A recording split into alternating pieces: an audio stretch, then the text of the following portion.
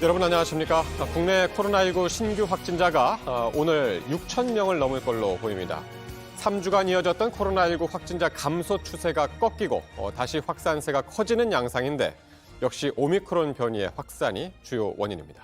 확진자가 7천 명을 넘어서면 이 오미크론에 대한 본격적인 대응 단계로 들어가게 되는데요. 오미크론 환자도 재택 치료를 받게 하는 등의 달라진 조치들은 이미 시작이 됐습니다. 유한을 기자입니다.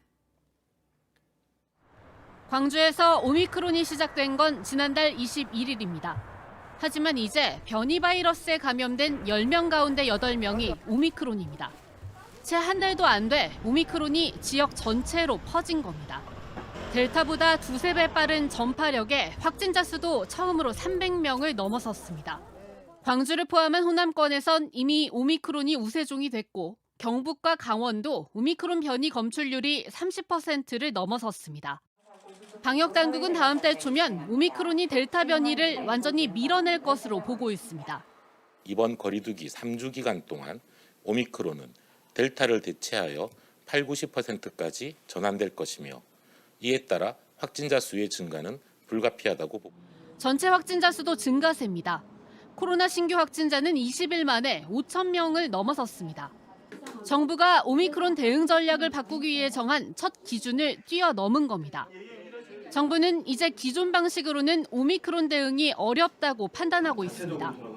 때문에 오미크론 확진자도 증상이 없거나 약하면 자기 집에서 치료를 받도록 했습니다. 생활치료센터는 고령층과 기저질환자 몫으로 돌렸습니다. 또 빠르게 검사와 처방을 받을 수 있도록 동네 병원 참여 방안도 마련 중입니다. 진단 검사 및 치료 체계의 개편과 같이 큰 틀의 변화가 필요한 과제는 현장에서 혼선이 없도록 치밀하게 준비해서 실행하겠습니다. 방역당국은 집에서 오미크론 치료를 받으면 추가 전파를 막기 위해 같이 사는 사람은 꼭 KF94 마스크를 써달라고 당부했습니다.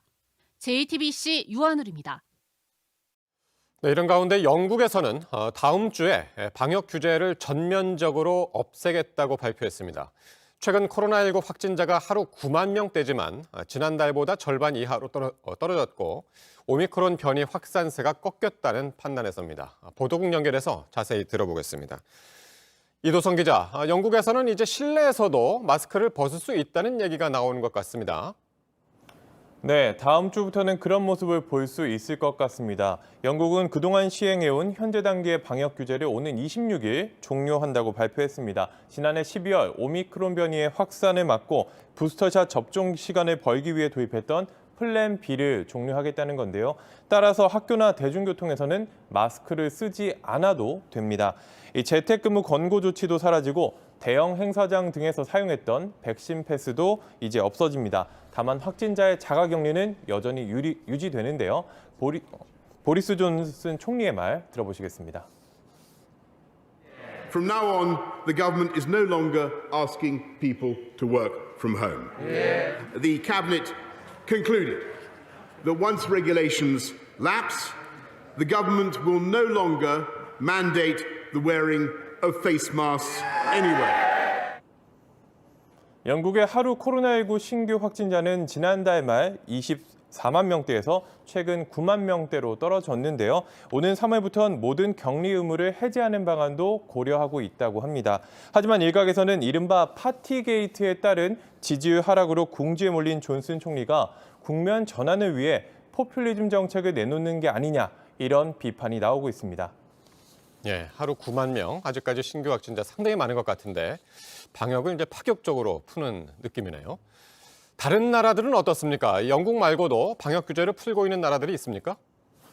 일부 유럽 국가에서는 잠겼던 빗장을 조금씩 풀고 있습니다. 네덜란드에서는 지난 10일 학교 대면 수업을 재개한 데 이어서 상점 등의 영업을 한 달여 만에 오후 5시까지 허용하기로 했습니다. 덴마크에서도 다음 달부터 박물관과 영화관 등을 재개장하기로 했는데요.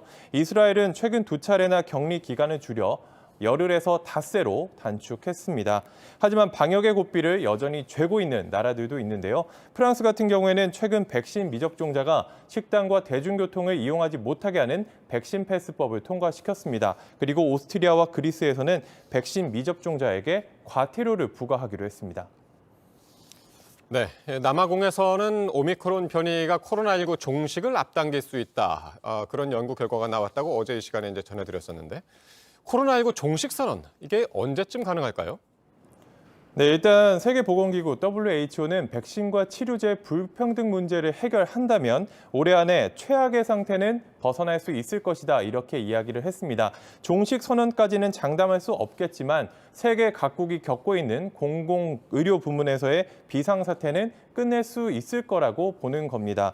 현재 확산하고 있는 오미크론 변이는 델타 변이보다는 사망과 중증을 덜 일으키는 것으로 알려져 있습니다. 그렇기 때문에 코로나19가 독감과 같은 풍토병이 될 것이다. 이런 낙관론이 나오고 있는데요. 하지만 또 다른 변이가 나올 수도 있기 때문에 끝까지 긴장을 놓아서는 안 된다는 의견도 여전히 있습니다. 지금까지 아침엔 지금 JTBC 이도성입니다. 코로나19에 걸린 사람들 가운데 10명 중 7명은 냄새를 못 맡거나 맛을 못 느낀다고 합니다. 미국의 한 연구진이 분석을 해봤더니 이런 증상을 겪는 사람의 유전자에서 겪지 않는 사람과는 다른 특징이 발견됐습니다. 신수빈 기자가 전해드리겠습니다.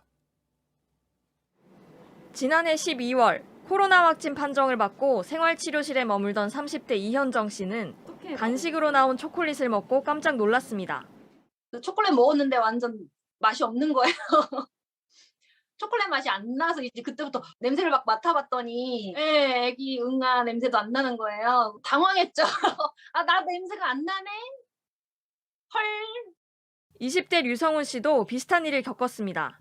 제가 아침으로 이제 제육볶음이 나왔었는데 그 제육볶음 맛이 하나도 안 나고 약간 박스를 씹는 것 같은 느낌이 들더라고요. 두 사람처럼 코로나19에 걸렸을 때 냄새나 맛을 느끼는 게 어려웠던 사람은 10명 중 7명 정도. 미국 유전자 분석 기업 23andMe 연구진의 조사 결과입니다. 코로나19에 걸렸던 사람 69,841명 가운데 47,298명이 냄새나 맛을 잘 느끼지 못했다고 밝혔습니다. 연구진은 후각, 미각을 잃은 사람과 잃지 않은 사람의 유전체를 비교해봤습니다. 세포 속 염색체 23쌍 가운데 연구진이 주목한 건 여기 4번 염색체입니다. 코로나에 걸린 뒤 후각을 잃은 사람과 그렇지 않은 사람 간의 차이가 있었습니다. 연구진은 후각과 관련된 UGT2A1과 UGT2A2 두 개 유전자와 관련이 있을 것으로 보고 있습니다. 후각 상실이 어떻게 이루어지에 대한 어떤 힌트를 얻었다고 볼 수 있고요. 이 기전을 저희가 찾아낼 수 있다고 생각한다면 후각 상실을 막을 수 있는 어떤 치료제도 개발도 가능하고 전문가들은 구체적으로 이 유전자가 어떤 방식으로 후각과 미각을 잃게 하는지 추가 연구가 필요하다고 설명합니다. JTBC 신수빈입니다. 북한이 2018년 4월 약속했던 핵과 미사일 시험 중단 선언을 파기할 것을 시사했습니다. 조선중앙통신은 오늘 아침 보도를 통해 김정은 국무위원장 주재로 어제 열린 노동당 중앙위원회 정치국 회의에서 국제 정세를 논의했다고 밝혔습니다. 그러면서 싱가포르 북미 정상회담 이후 정세 완화를 위해 노력했지만 미국의 적대시 정책과 군사적 위험 수위에 이르렀다며 신뢰 구축 조치들을 전면 재고하고 잠정 중지했던 모든 활동을 재가동하는 문제를 검토할 것이라고 보도했습니다. 네, 윤석열 국민의힘 대선 후보의 부인 김건희 씨의 통화 내용을 방송에서 공개할 수 있는지 법원 판결이 또 나왔는데요. 이번에는 유튜브 채널에 대해서인데 사생활과 관련된 발언만 빼면 모두 공개를 해도 된다고 봤습니다. 신진 기자입니다. 서울중앙지법은 김건희 씨의 7시간 통화 녹음에 대한 방송을 예고한 유튜브 채널 열린공감TV에 대해 대부분의 방송을 허용했습니다. 김 씨가 열린공감TV에서 녹음을 방송하지 못하게 해달라고 가처분 신청을 했지만 일부만 받아들인 겁니다. 법원은 김 씨 부부와 가족들의 개인적 사생활과 관련된 발언을 제외한 내용은 모두 공개할 수 있다고 판단했습니다. 김 씨와 서울의 소리 이모 기자가 포함되지 않은 제3자와 나눈 대화도 제외했습니다.